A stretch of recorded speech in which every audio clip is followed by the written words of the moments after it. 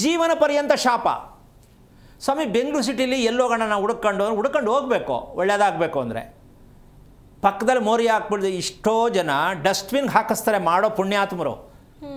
ಯಾರು ಅಂತ ಹೆಸರು ಹೇಳಲ್ಲ ನಾನು. ಮಾಡಿಸ್ಬಿಟ್ಟು ಡಸ್ಟ್ಬಿನ್ಗೆ ಹಾಕಿಸ್ತಾರೆ, ಎಲ್ಲ ತೊಗೊಂಡು ಡಸ್ಟ್ಬಿನ್ ತುಂಬ್ತಾರೆ, ಅದು ತೊಗೊಂಡು ಎಲ್ಲ ಬಿಸಾಕ್ತಾರೆ. ಅದು ನಾಯಿ ತಿನ್ನುತ್ತೆ. ಇವರು ಜೀವನವೆಲ್ಲ ನಾಯಿ. ಇವ್ರು ದುಡ್ಡು ಕೊಟ್ಬಿಟ್ಟು ಮಾಡ್ದಪ್ಪ ಅಂತ ಈಚೆಗೆ ಬರೋದು ಅಷ್ಟೇ ಗೊತ್ತು. ಎಲ್ಲಿ ಹಾಕಿದ್ರು ಇವ್ರು ಯಾಕೆ ನೋಡ್ತಾರೆ ಅಲ್ವಾ? ಇದನ್ನೆಲ್ಲ ನಾವು ಬಿಚ್ಚಿ ಹೇಳುವಂಥ ಪ್ರಶ್ನೆ ಇಲ್ಲ.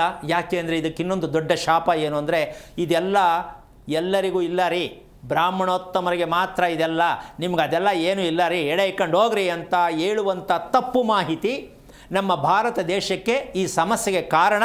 ಕೊಟ್ಟಿರುವ ಮಾಹಿತಿ, ಹೇಳುತ್ತಿರುವ ಮಾಹಿತಿ ಜನರನ್ನು ತಪ್ಪಿಸಪ್ಪುವುದಕ್ಕಾಗಿ, ಅವರನ್ನು ಶಾಪಗ್ರಸ್ತನಾಗಿ ಮಾಡೋದಕ್ಕೋಸ್ಕರವಾಗಿ ಮಾಡುತ್ತಿರುವ ಕೆಲವರು ಅಂತ ಹೇಳ್ತೀನಿ. ಯಾರು ಅಂತ ಹೇಳೋದು ಬೇಡ, ಕೆಲವರು ಇದೇ ಕೆಲಸ ಮಾಡ್ತಿದ್ದಾರೆ.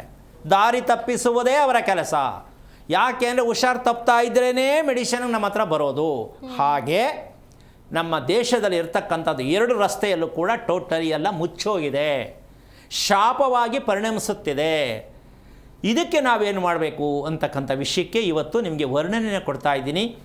ಕಾರಣ ಏನಂದರೆ, ಈ ರೀತಿಯಾಗಿ ಅವ್ರಿಗೆ ಮುಕ್ತಿ ಸಿಕ್ಕಿಲ್ಲ ಅಂದರೆ ಅವ್ರು ಏನು ತಪ್ಪು ಮಾಡಿದ್ರು, ನಮಗೆ ಯಾಕೆ ಆ ರೀತಿ ಕೊಡ್ತಾ ಇದ್ದಾರೆ, ಅವ್ರು ಯಾಕೆ ಆ ರೀತಿಯಾಗಿ ನಮಗೆ ಕೊಡಬೇಕಿತ್ತು ಶಾಪನ ಅಂತಕ್ಕಂಥ ವಿಚಾರ ಇದೆ.